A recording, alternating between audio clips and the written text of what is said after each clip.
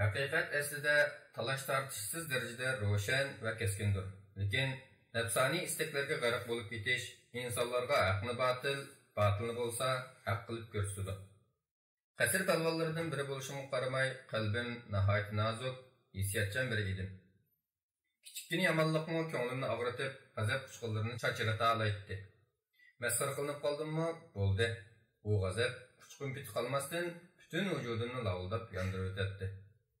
Mört kelsa, tunugun texi meni suyulganligini aytgan, uningdan burun bo'lsa, menga masxarlik baqirgan u go'zal qizmi mustasno emas edi.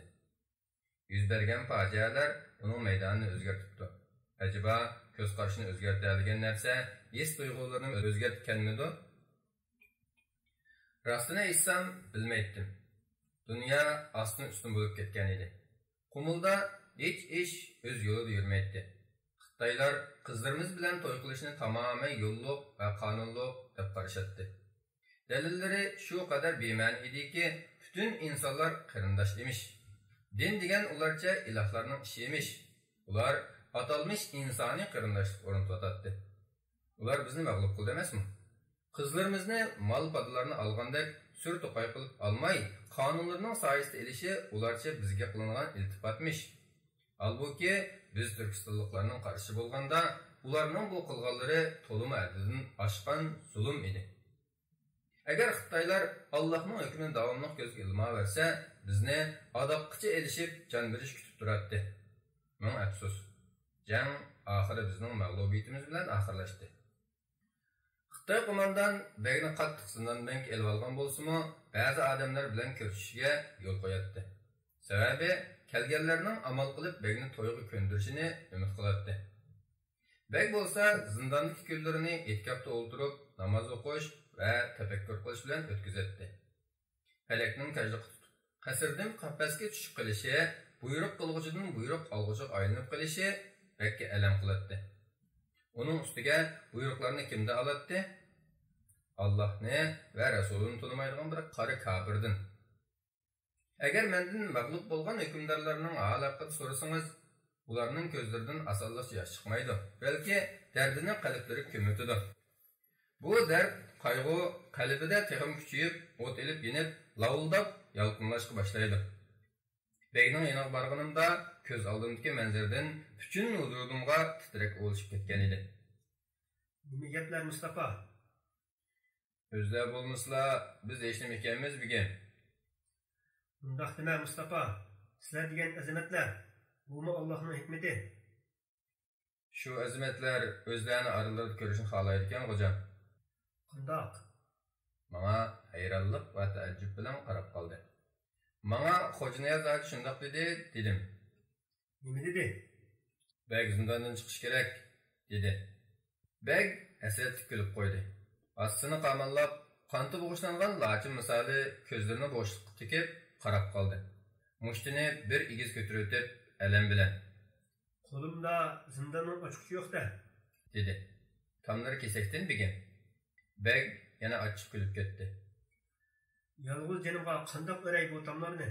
Xo'janiyaz aji o'zlariga zindonning ishkini ochadigan ochiqchi yoki tomlarni o'raydigan kuch-quvvatlari bo'lmasa, qanotlarida ko'tarib sirtqa olib chiqadigan aqllari borligini aytib qo'yishini topilgan edi, dedim. Beg birdan o'ylanib turib qoldi. Ondan men qarab, "Bo'ladi.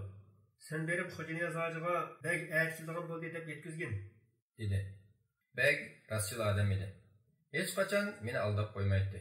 Shunga oldirab tunab sirtqa chapdim va xabar yetkazish uchun Xo'janiyaz ajini izlab yurib ketdim. Bir ozdan keyin uni shahar sirtidan topdim.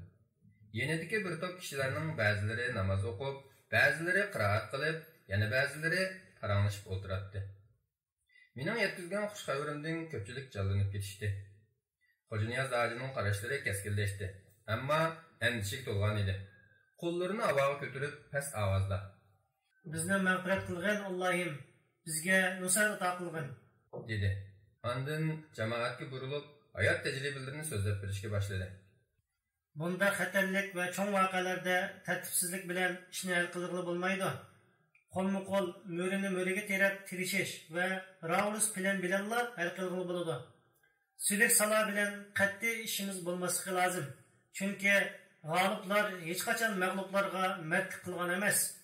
Barcha past va arzimas ishlarni yengilganlarning patanga ortidi. Ma'sum xalqimiz Turkiston xalqi ikki do'zaxning o'tirisida qisilib qoldi. U yoqda Qizil Rossiya, bu yoqda nejis Xitoy. To'rt atrofimiz zaharlik neyzi shamshar, miltiq, zambirak, o't yolqinlari, fitna fasod bilan qo'rshalgan. Buni qilayotganlarga buyruq Iroqlardan keladi. Men dunyodagi xristian missionerlarni obdan bilaman. Ular biz ajizlashgan hamon fursatdan foydalanib ustimizga tashlandi. Milliy fojialarni keltirib chiqardi. Ular bizni islomdan chiqarish uchun vositalar o'tirmaydi. Tushundinglarmi? Shunga ular askar va saqchilarga qizlarimizni o'zlari bilan to'y qilishga zo'rlash buyrug'i beryapti. Ularning niyati ayollarga ega bo'lish emas, bizni tamoman yo'q qilish. Bor kuchi bilan aramizga yava ko'z qarashlarni terish. Ular bizning e'tiqod, urf-odat va an'analarimizni dafsanda qilmoqchi. Birdan bir chiqish yo'limiz qo'limizdagi Qur'on Karimga hech qachon adashmaydigan yagona yo'l ko'rsatkichimizga ergashish. Uning atrofiga uyushish va o'zaro mahkam yopishishdir. Tushunishlikmi? Mana bular bizning asrlardan beri mustaqillik va hurligimizni saqlayishimizdagi birdan bir sababdir. Zindon band qilingan bek oqibatining o'lim ekanligini bilardi. Biz o'lim degan so'zni og'zimizdan bek osonla chiqaramiz yoki qalbimizda ozroqni qo'rqinch, tinimizda shirkinish his qilmayli yozamiz. Bek o'limning bu so'g'isiga kelib qoldi. Halbuki o'limni kutib olish uncha oson emas. Kishi o'lgan chaqda amalga oshira olmagan shirin xayollarini tashlab ketadi. Ba'zilar tehi so'lishga ulgurmagan, hayoti kuchga to'lgan yoshlik bahori bilan vidolashadi. İnsan o'layotgan chaqda ubarsiz bolasining ko'zlaridagi eng go'zal qasidalarni o'qiydi. O'zi yaxshi ko'radigan kishilarga qaraydi. Ondan o'zining endi his tuyg'udan asar bo'lmagan bir qorong'u ko'rib ketib qolganligi va u yerda minglarcha yillab bechoralar yetib qolishi mumkinligini tasavvur qiladi. Atrofda dunyoni larzaga soladigan voqealar yuz bersimi, o'lik bunga qatnasha olmaydi. Balalar sho'x kulishidi. Mahbubalar tabassum qilishidi.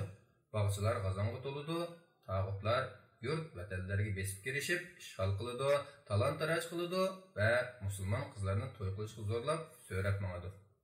Lekin u bek yetti ketman to'pining ostida chirg'an ko'takka o'xshash yotgan bo'ladi. O'lim dahshatli emasmikan? Bek Xitoy ofiseriga jiddiy maktub yozdi. Xatida uni ranjitganlik uchun kechirim so'radi. Masala haqida qanday qilsa yaxshi va foydali natija chiqadigan yo'sinda qayta o'ylanadiganligiga va'da berdi va uning bilan ko'rish talabini o'ttirib qo'ydi. Xitoy ofitser kulimsirab ko'zlarini yumdi. Begning go'zal qizini, to'y kechisini va o'zini mas qiladigan xushallikni xayol qilyotdi. Bu vaqtda u o'zini nihoyat qudratlikdek, hech kim o'ziga osiylik qilishga jur'at qila olmaydigandek his qilmoqda edi. Bu doim har qanday kuchli holatni yumshatadigan tuyg'u bo'lib, bu daqiqalarda u g'ilpal qilib o'tib ketadigan bo'lsa-mu, insoniyatga ich og'ritish va shafqat nazari bilan qarab qoladi. Bu shafqat qudrat, ustunlik va mag'rurlikning aksi bo'lgan shafqatdir. Andin ofitser: "Begni o'zirimga aytinglar, qani anglab boqayli, nim demoqchi ekan?" dedi. Beg kelib o'tib o'yga patgan edi. "Suyingin ey beg, qayg'urma.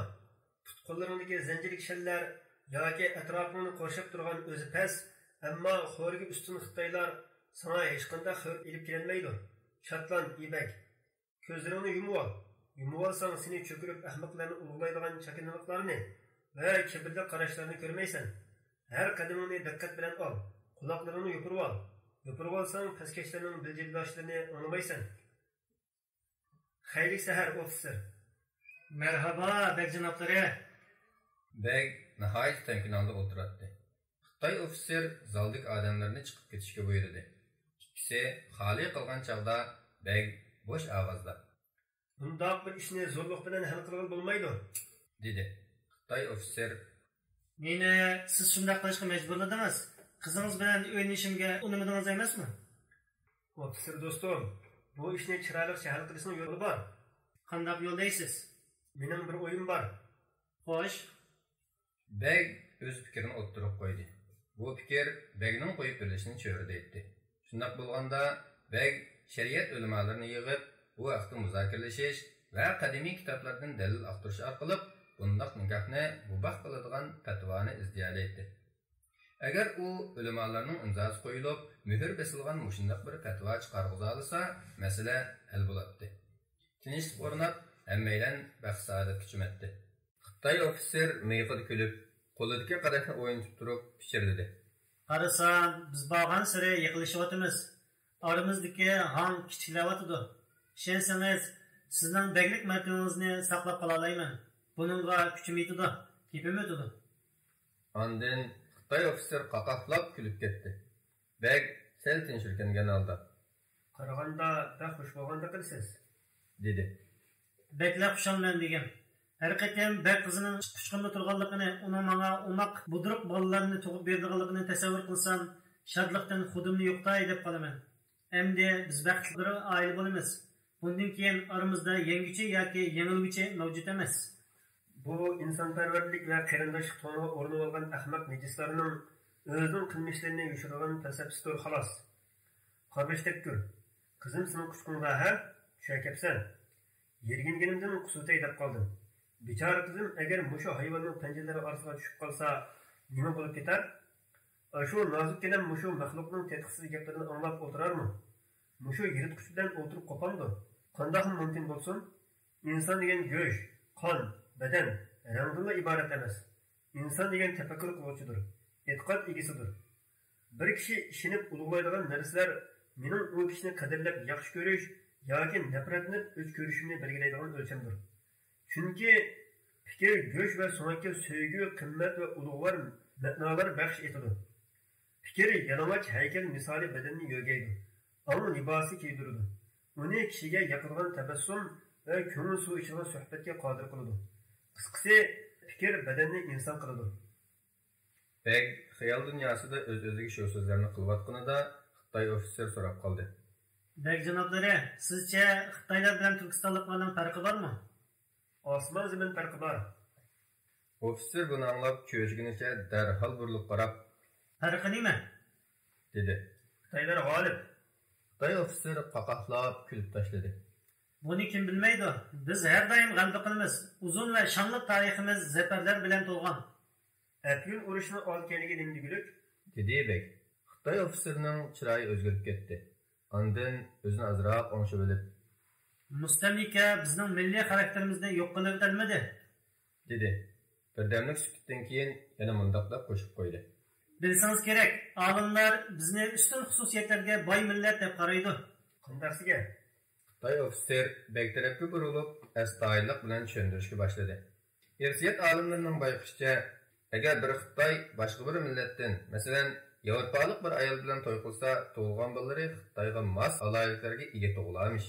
Buning sababi Xitoylarning genlarining nihoyat kuchli ekanligidanmish. Bundaq saviyasiz mamadallikdan bezgan Beg Xitoy ofitserga gen degani nima ekan? deb savol qo'ydi. Tamay, bilmayman taqsir. Ashundaq deyishir ekan bu. Voy xudoyim, endi qizlaringlar va bolalaringlarni nima ishga sotgan bo'g'aytinglar? O degan afat va yo'qsizlik vaqtlari edi. Menga u qarqinlarni eslatmang. Xitoy ofitserining abdi birdan qaradab ketdi. Nursiz talatida ochiq alamning izlari ochiq oshkora ko'rinishga boshladi. Birdan qetib qolgandek turgandan keyin chapdas qadamlar bilan kichik qaznaqqa kirib ketdi. Ayol o'tmay bir shisha aroqni ko'tarib chiqib, talvalarcha ichishga va o'zini qachotlab, bosh oxiri yo'q, g'azab aralash vaqirashga boshladi. Uni yillarcha izladim. Kimni deysiz? Singlimni. Urushda yo'qolib ketganmidi? Uni apyon urushi mezgilida bulab ketishdi. Ba'zi bo'lmug'urlar, ahmoqlar onamning bizni to'yg'izish uchun singlimni setib o'tganligini jo'ylab yurishdi. Lekin men ishonmayman. Yolg'on, hammasi yolg'on. Beg o'rnidan dastur. Qayg'urmang, ofitser. O'rmonlar bilan ko'rishgandan keyin sizni xush qilgan xabar elib kelaman. Endi chiqib ketsam bo'lamdi?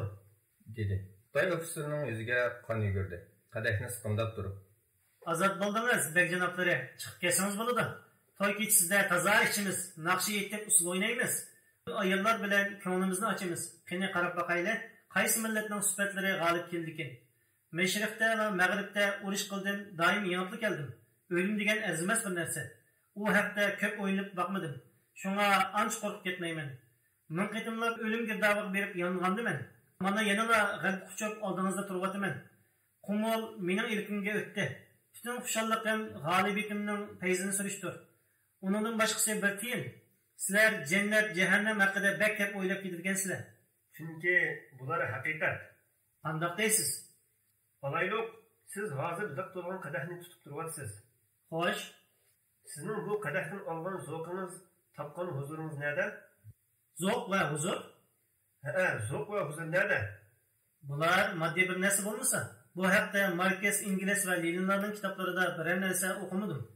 Zo'q va huzur haqida hech nima yozmabdi. Chunki modda emas bular. Lekin uni his qilasiz. Shundaq bo'lmasa hech nima qilay? Demak, u mavjud. Albatta, shubhasiz. Shu huzurni tutib baqdingizmi? Sizmi, menmi uni tutolmaymiz. Bu mumkin emas. Bek pichirlagandek past ovozda. Zo'q va huzurning eng ulug'i Allohning jannatidadir. Ofisir, biz undan harap sharafsiz bahramlanamiz.